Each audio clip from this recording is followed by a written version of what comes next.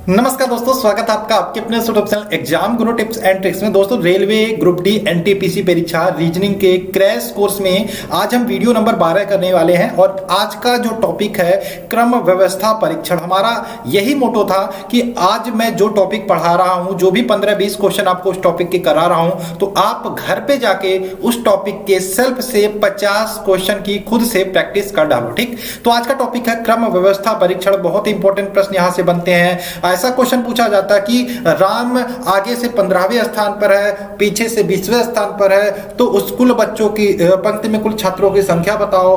अरुण का आगे से 15वां स्थान है, रामू का पीछे से 15वां स्थान है। अगर जो बीच में 3 बच्चे हैं तो उन पंक्ति में कुल कितने विद्यार्थी, कुछ इस प्रकार के प्रश्न बनते हैं। तो कुल मिला के आज हम 15 से 16 प्रश्न करेंगे। उसके बाद कुछ क्वेश्चन को होमवर्क में देंगे और आप लोगों से रिक्वेस्ट है वीडियो को शेयर करना मत भूलना। और एक और बात, जैसा कि मैंने बोला कि खुद से भी इसके प्रश्नों को जाके लगा लेना आपको टॉपिक देखने के बाद, और वीडियो को लाइक कर देना, नए हो तो सब्सक्राइब करके जाना। चलिए।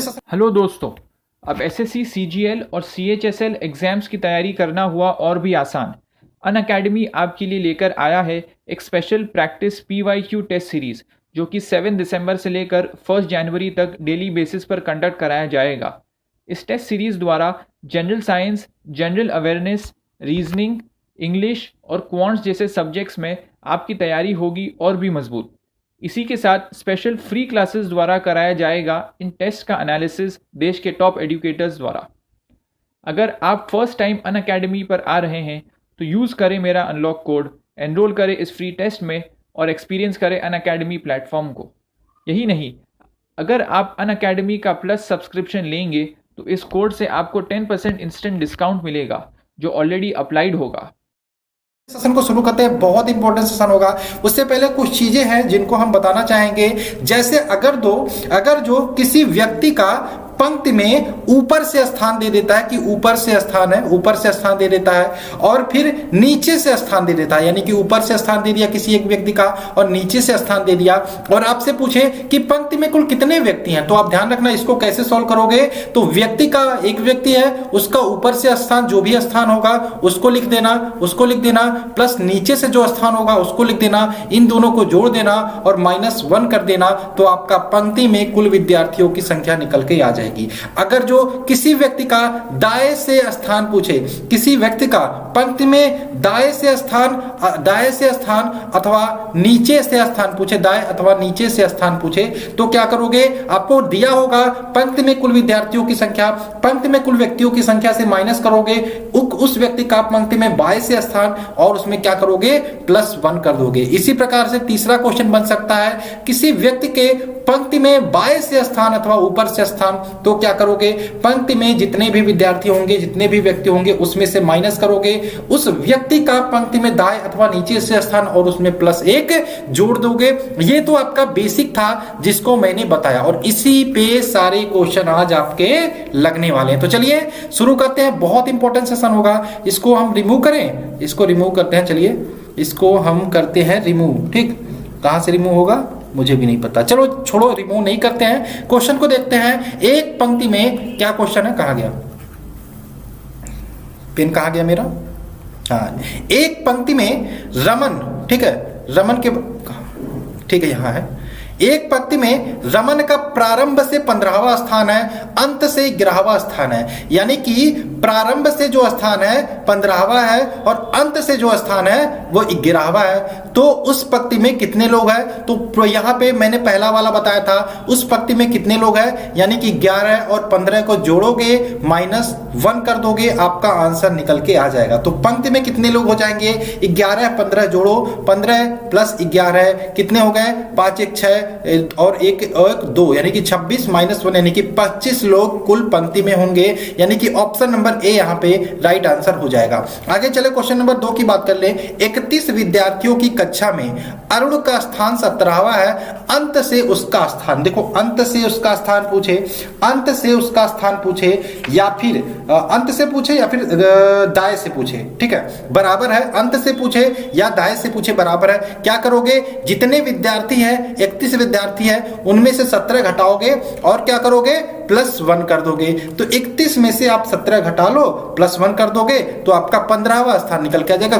तो यहाँ पे क्या अंत से उसका स्थान यहाँ पे 15वां हो जाएगा, यानी कि ऑप्शन नंबर बी हो जाएगा। ठीक, आगे चले क्वेश्चन नंबर 3 की बात करें। पुरुषों की एक पंक्ति में मनोज दाई ओर से 30वें स्थान पर, चलिए लिख लेते हैं मनोज का जो स्थान है दाई ओर से 30वां, चलिए हम बना लेते हैं। ठीक है, मनोज जो है दाई ओर से, दाएं से 30वां स्थान है। ठीक, चलो यहाँ पे 30वां स्थान लिख देते हैं, दाएं ओर से 30वां स्थान है, और किरण बाई ओर से 20वां स्थान है। तो ये आपका मनोज हो गया, ये हम मनोज लिख लिए, और ये इधर से हम किरण के बारे में लिख लेते हैं, यानी कि किरण का जो है वो बाई ओर से 20वां स्थान है, 20वां स्थान है। अब यहाँ पे दिया है जब वे परस्पर अपना स्थान बदल देते हैं, यानी कि मनोज 30वें स्थान पर, मनोज यहाँ आ जाता है, मनोज यहाँ आ जाता है, तो मनोज दाई ओर से 35वें स्थान पे हो जाता है। जब ये इसके स्थान से यहाँ आ जाता है और ये इस स्थान से यहाँ आ जाता है, तो मनोज का जो स्थान हो रहा है दाई ओर से 35वां हो जा रहा है। ठीक,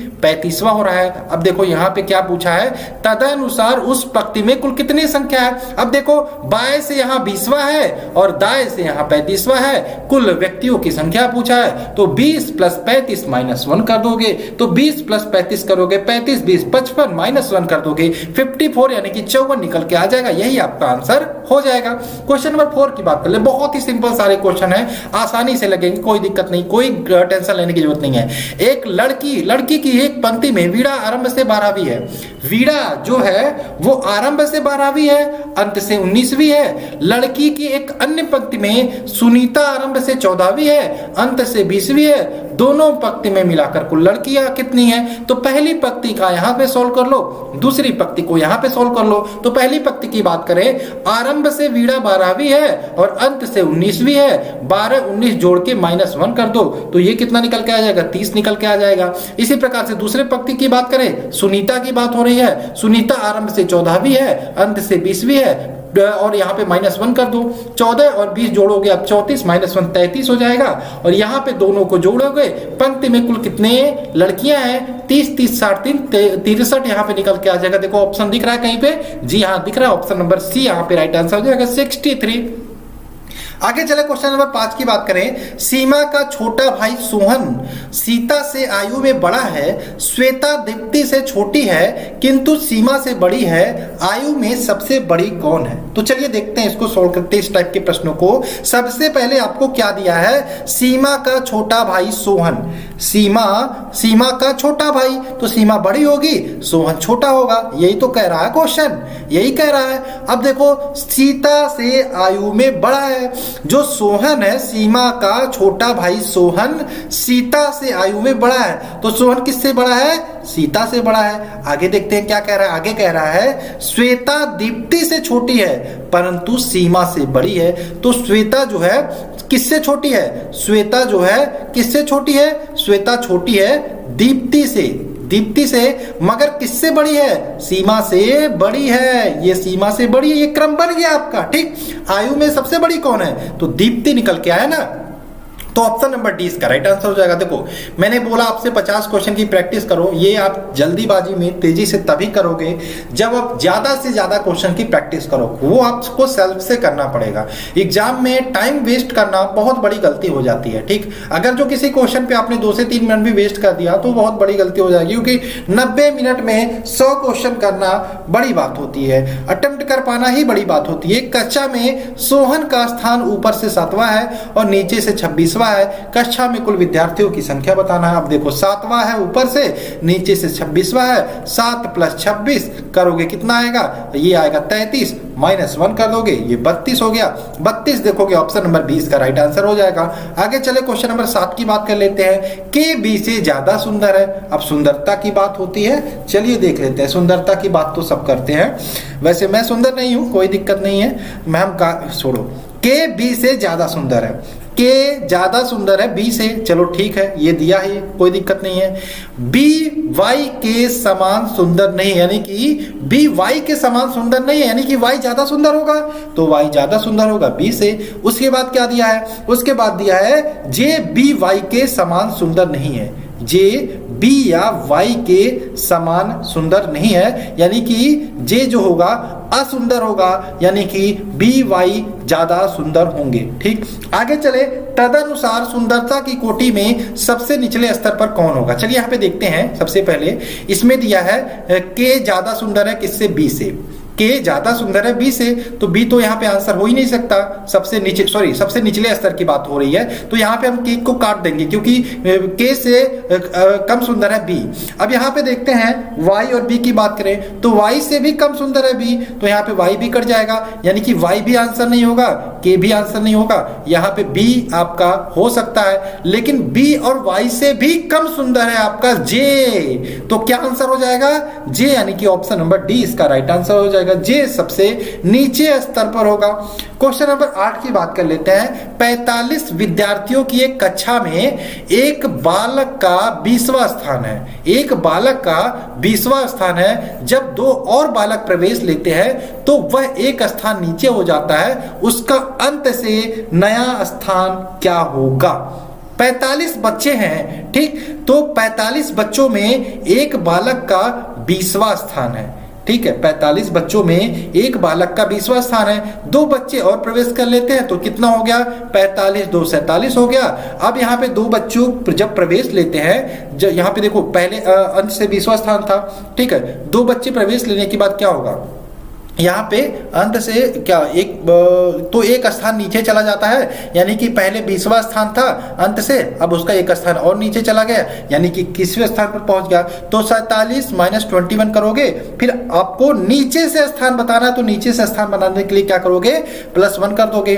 47 में से 21 घटाओगे 26 हो गया, 26 + 1 यानी कि अंत से आपका उसका स्थान आ जाएगा 27वां, यानी कि ऑप्शन नंबर सी इसका राइट आंसर हो जाएगा। आगे चले क्वेश्चन नंबर 9 की बात करें। ए बी सी डी ई 5 नदियां हैं, ठीक है, चलो चलते हैं। 5 नदियां हैं, A B C D. A B से छोटी है, ए जो है छोटी है किससे, बी से छोटी है। आगे चले, मगर ई से लंबी है। ए बी से तो छोटी है लेकिन ई से लंबी है, ई से लंबी है, चलो ई से लंबी कर देते हैं, ई से लंबी कर देते हैं, इसको ये लंबी कर देते हैं ई से। आगे चले, क्या कहा है, सी सबसे लंबी नदी है, तो सी सबसे लंबी नदी है, तो चलो सी को सबसे आगे कर देते हैं, सी सबसे लंबी नदी हो गई। डी बी से बहुत छोटी है, डी जो है वो बी से बहुत छोटी है, ठीक है, तो डी बी से बहुत छोटी है, डी की बात कर रहे हैं, बी से बहुत छोटी है, यानी कि यहाँ पे बनाते हैं तो बी हो गया और डी इससे छोटी है, ठीक। तो यहाँ पे देखते हैं और कुछ ए से कुछ लंबी है, डी की बात हो रही है, ठीक है, डी की बात हो रही है, बी से बहुत छोटी है और ए से कुछ लंबी है, यानी कि यहाँ पे आपका डी हो जाएगा। बी तो आपका सेटअप हो ही गया है, ये आपका बन गया चार्ट, ठीक है। क्या बना, सबसे लंबी सी बना, उसके बाद बी आया, उसके बाद डी आया, उसके बाद ये तो डी काट दो, उसके बाद ए आया, उसके बाद ई आया, ठीक है। तो ये क्रम बन गया। तो क्वेश्चन पूछा सबसे छोटी नदी कौन सी है, तो सबसे छोटी नदी ई निकल के आई, यही आपका आंसर हो जाएगा ई, ऑप्शन नंबर डी इसका राइट आंसर हो जाएगा, ठीक। आगे बात करें क्वेश्चन नंबर, देखो हमारा टेलीग्राम ग्रुप है, जो आपको पीडीएफ चाहिए टेलीग्राम ग्रुप में जरूर जुड़ जाना, लिंक आपको डिस्क्रिप्शन में मिल जाएगा। एक कार रैली में विजय विपिन से पीछे परंतु सुकुमार से आगे है, विपिन रवि से पीछे परंतु विजय से आगे है, नारायण बीच में है, इसमें सबसे आगे कौन है। चलो इसमें चार्ट बनाते हैं। क्या कहा है, कार रैली हो रही है, विजय विपिन से पीछे है, जो विजय है वो विपिन से पीछे, यानी कि विपिन आगे होगा, विपिन आगे होगा और विजय पीछे होगा, परंतु सुकुमार से आगे। किसकी बात हो रही है, विजय विपिन से पीछे है, विजय विपिन से पीछे है परंतु सुकुमार से आगे है, तो चलो इसको सुकुमार से आगे कर देते हैं, सुकुमार से आगे हो गया, ये कोई दिक्कत नहीं है, आप सुकुमार से आगे चले जाओ। यहाँ पे आगे दिया है विजय विपिन रवि से पीछे है, परंतु क्या दिया, सुकुमार से आगे है, विपिन रवि से पीछे है, विपिन रवि से पीछे है, तो विपिन को हम पीछे कर देते हैं, किससे, रवि से, ठीक है, तो रवि से पीछे कर देते हैं हम विपिन को, रवि से पीछे कर देते हैं विपिन को, हो गया। नारायण बीच में, अब देखो यहाँ पे चारों हो गया, तो नारायण बीच में मतलब नारायण कहीं ना कहीं यहाँ होगा, नारायण। तो आपसे पूछा सबसे आगे कौन है, तो सबसे आगे कौन निकल गया, रवि, यानी कि ऑप्शन नंबर डी इसका राइट आंसर हो जाएगा, रवि। आगे चले क्वेश्चन नंबर 11 की बात कर लेते हैं। ये संख्या दी हुई है, इनमें प्रत्येक अंक को उसके अगले अंक से बदल दिया गया है, जैसे 1 को 2 से और 2 को 3 से, इसी प्रकार से 3 को 4 से, 4 को 5 से। उसके बाद अंकों को दाएं या आरोही क्रम में लिखा गया है, निम्न में कौन सा अंक बाएं से 5वां होगा। चलिए देखते हैं। संख्या आपका है 7 6, मैं लिख रहा हूं, आप एग्जाम में मत लीजिएगा, आप शॉर्टकट करने की कोशिश करिएगा। 5 3 4 2 1 8। इसको अगले क्रम पे बदल देते हैं, यानी कि 7 का हो गया 8, 6 का हो गया 7, 5 का हो गया 6, 3 का हो गया 4, 4 का हो गया 5, 2 का हो गया 3, 1 का हो गया 2 और 8 का हो गया 9। चलो अगले क्रम में बदल दिया। अब दाएं से हम इसको आरोही क्रम में लिख देते हैं। चलो ठीक है, लिखने की कोशिश करते हैं। एक तो नहीं है, 2 है, 3 है, 4 है, 5 है, 6 7 8 9। ठीक, तो लिख देते हैं आरोही क्रम में 2 3 4 5 6 7 8 9। अब क्वेश्चन पूछा है निम्न में कौन सा अंक बाएं से पांचवा होगा। तो बाएं से पांचवे की बात करें तो 1 2 3 4 5, यहाँ पे बाएं से पांचवा 6 निकल के आ रहा है। यही आपका आंसर हो जाएगा option number C. Option number C इसका राइट आंसर होगा। क्वेश्चन नंबर 12 की बात करें, ए बी सी डी ई 5 व्यक्ति हैं जिन्होंने किसी परीक्षा में अलग अलग अंक प्राप्त किए हैं। ठीक, बी ने केवल सी से अधिक प्राप्त किया अंक, बी ने केवल सी से अधिक अंक प्राप्त किया। ठीक है, बी ने केवल सी से अधिक अंक प्राप्त किया है। यहाँ पे डी ने ई से केवल डी तथा ई ने केवल ए से कम अंक प्राप्त। देखो यहाँ पे सबसे कम पूछा है, तो क्वेश्चन दिया है बी ने केवल सी से अधिक अंक प्राप्त किया और सबसे कम अंक किसने प्राप्त किया ये पूछा है। तो यहाँ पे सबसे बी ने केवल सी से अधिक अंक प्राप्त किया है, यानी कि केवल सी से अधिक अंक प्राप्त किया और बी सबसे कम होगा, मतलब सी से अधिक। देखो यहाँ पे दिया है बी ने केवल सी से अधिक अंक प्राप्त किया है और जो भी दिए गए हैं, देखो ए बी सी डी ई समझने की कोशिश करना। बी ने केवल सी से अधिक अंक प्राप्त किया है, मतलब सी से ही प्लस है और सबसे कम अंक प्राप्त किया है, यानी कि सबसे कम हो जाएगा सी। ऑप्शन नंबर देखो यहाँ पे ऑप्शन नंबर इसमें दिया नहीं है, तो आप क्या कहोगे, आंकड़े अपर्याप्त नहीं कहोगे, तो इनमें से कोई नहीं कह सकते क्योंकि सी सबसे कम अंक प्राप्त करता है। इसके हिसाब से देखा ऑप्शन नंबर दिया नहीं है, तो सी ही इसका आंसर होगा, इनमें से कोई नहीं।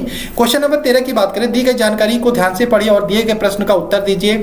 6 लोग A B C D E F एक लाइन में खड़े हैं, वे एक दूसरे के पीछे निम्न प्रकार से खड़े हैं। बी सी के पीछे परंतु सी एफ के निकट नहीं है। डी एक सिरे पर है तथा सी से 3 स्थान दूर है। ए ई एफ के बीच खड़ा है तो सी बीच में है।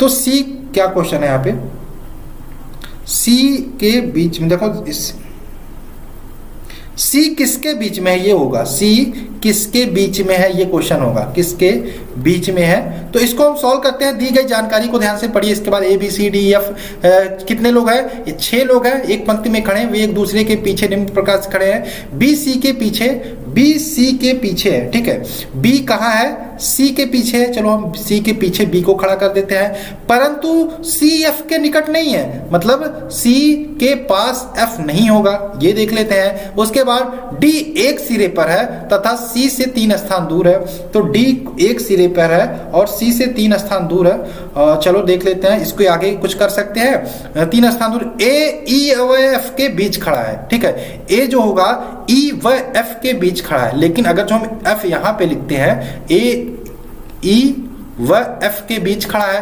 तो ए जो होगा ई और एफ के बीच खड़ा है, ठीक है। लेकिन क्या हम एफ यहां लिख सकते हैं, नहीं लिख सकते हैं, क्योंकि सी के पास एफ नहीं है, इसलिए हम यहां ई लिख सकते हैं, ए लिख सकते हैं और ये एफ लिख सकते हैं, ठीक। अब आगे क्या दिया है, 1 2 3 6 हो गया, डी बचता हमारा, लेकिन डी एक सिरे पर है परंतु सी से 3 स्थान दूर है। क्या यहाँ पे डी हो सकता, नहीं हो सकता, सी से 3 स्थान दूर है, तो यहाँ पे आपका डी हो सकता है। ये चार्ट बन गया। अब आपसे पूछा है सी किसके किसके बीच में है, तो सी की बात करें ई व बी के बीच में है, तो ई व बी ऑप्शन नंबर ए इसका दिया है, ये आपका राइट आंसर हो जाएगा। आगे बात करें, ये दिया है डी एक छोर पर है तो दूसरे छोर पर कौन है, तो डी यहाँ पे एक छोर पर है तो दूसरे छोर पे कौन है, बी है, यानी कि यहाँ पे ऑप्शन नंबर बी दिया है, बी नहीं दिया है, ठीक, बी नहीं दिया है, तो बी ही इसका आंसर होगा और इनमें से कोई नहीं आप लगा सकते हो, ठीक। आगे चले क्वेश्चन नंबर 15 की बात करें, अधिक भारी सिक्के मूल्य, देखो अधिक भारी सिक्के यानी कि भारी सिक्के जितने हैं उतना अधिक मूल्य है, उतना अधिक मूल्य के सिक्के हैं, ठीक। सही बात है, सोने की बात मान लो सोना है, सोना जितना भारी होगा उतना अधिक मूल्य का होगा। राम का सिक्का मोहन के सिक्के से भारी है, ठीक, राम का सिक्का मोहन के सिक्के से भारी है। इसको देख लेते हैं, आगे चले। और रमेश के सिक्के से अधिक मूल्यवान है। राम का सिक्का मोहन के सिक्के से भारी है और रमेश के सिक्के से अधिक मूल्यवान है। यहाँ रमेश का ही लिख देते हैं। ठीक, आगे दिया है नरेश का सिक्का राम के सिक्के से अधिक मूल्यवान है, तो राम से अधिक मूल्यवान है किसका सिक्का? नरेश का। ठीक, लेकिन योगेश के सिक्के से महंगा है। योगेश के सिक्के से महंगा है किसका सिक्का? नरेश का सिक्का, यानी कि महंगा है नरेश का सिक्का, यानी कि महंगा बराबर अधिक मूल्य का। तो यहाँ पे पीछा किसके पास सबसे अधिक मूल्य का सिक्का है? तो नरेश के पास सबसे अधिक मूल्य का सिक्का, यानी कि नरेश इसका आंसर हो जाएगा ऑप्शन नंबर डी।